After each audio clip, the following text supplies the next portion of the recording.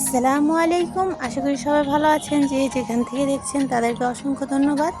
তো আজকের রেসিপি কাতল মাছের ডিম দিয়ে আর কচু দিয়ে রান্না করব। তো চলুন শুরু করা যাক।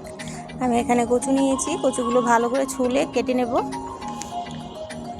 এই রেসিপিটি আমার শাশুড়ি মার কাছ থেকে শিখা আমার, তো ভাবলাম আপনাদের সাথে শেয়ার করি। তো এই তো ছোলা শেষ হয়ে গেছে, আমি গোল গোল চাক করে কেটে নেব। নিয়ে আমি পানি গরম করে তাতে সামান্য পরিমাণ হলুদ দিয়ে আমি কচুগুলোকে সিদ্ধ করে নেব।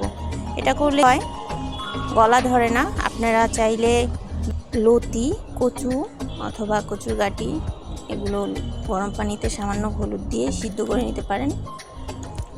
তো যাই হোক, আমি কচুগুলো ভালো করে সিদ্ধ করে নেব। সিদ্ধ করে ছেঁকে নেব, পানিটা ফেলে দেব। তো এই তো ছাকা হয়ে গেল। এখন আমি কাতল মাছের ডিম নিয়েছি, এখানে পেঁয়াজ, ধনেপাতা, কাঁচামরিচ কুচি, সামান্য হলুদ, পরিমাণ মতো লবণ, মরিচের গুঁড়ো দিয়ে ভালো করে মাখিয়ে নেব। তো ডিমের মধ্যে একটা রক থাকে, এগুলো আমি ফেলে দেব। তো এই তো ডিমটা ফেটা হয়ে গেছে আমার। আমি এখন কচুগুলো ভেজে নেব। এটা সিদ্ধ করে আমি ভেজে রান্না করব।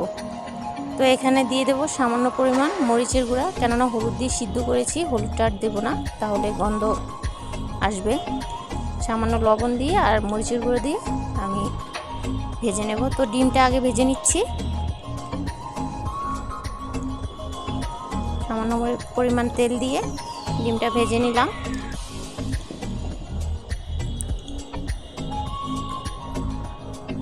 তো উল্টে পাল্টে ভালো করে ভেজে নেব ডিমটা।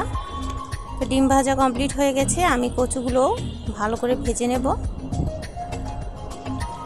আপনারা চাইলে না ভেজেও রান্না করতে পারেন, ভাজলে খেতে ভালো লাগে। তো এই তো ভাজা কমপ্লিট হয়ে গেল। আমি কড়াই চুলায় বসিয়ে তাতে তেল দিয়ে দিলাম পরিমাণ মতো, পেঁয়াজ দিয়ে দিলাম, দিয়ে এটা বাদামি কালার করে ভেজে নেব। ভাজা হয়ে গেলে দিয়ে দেব হলুদের গুঁড়া পরিমাণ মতো, মরিচের গুঁড়া। এখানে আমি এক্সট্রা বাটা মশলা ইউজ করব না। তো এখানে দিয়ে দিলাম সামান্য পরিমাণ পানি, আর ভেজে রাখা কচুগুলো দিয়ে ভালো করে মিশিয়ে একটু কষিয়ে নেব ভালো করে।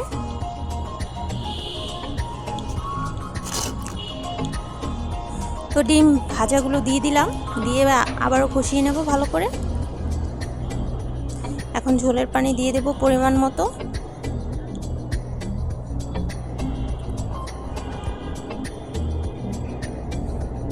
তো এই তো বলক এসে পানি শুকিয়ে গেছে, ধনেপাতা দিয়ে দিলাম, আর একটু শুকিয়ে নেব, বেশি ঝোল রাখবো না। তো এই তো একবারে শুকিয়ে গেছে, আমি এখন নামিয়ে নেব। তো এই তো তৈরি হয়ে গেল কচু দিয়ে কাতল মাছের ডিম দিয়ে মজার একটা রেসিপি। অবশ্যই বাসায় ট্রাই করে দেখবেন, খুবই মজা। রেসিপিটি ভালো লাগলে অবশ্যই লাইক, কমেন্ট, শেয়ার, সাবস্ক্রাইব করে দিবেন। আপনাদের সুবিধার্থে খুব সহজভাবে দেখানোর চেষ্টা করছি। সবাই ভালো থাকবেন। আল্লাহ হাফেজ।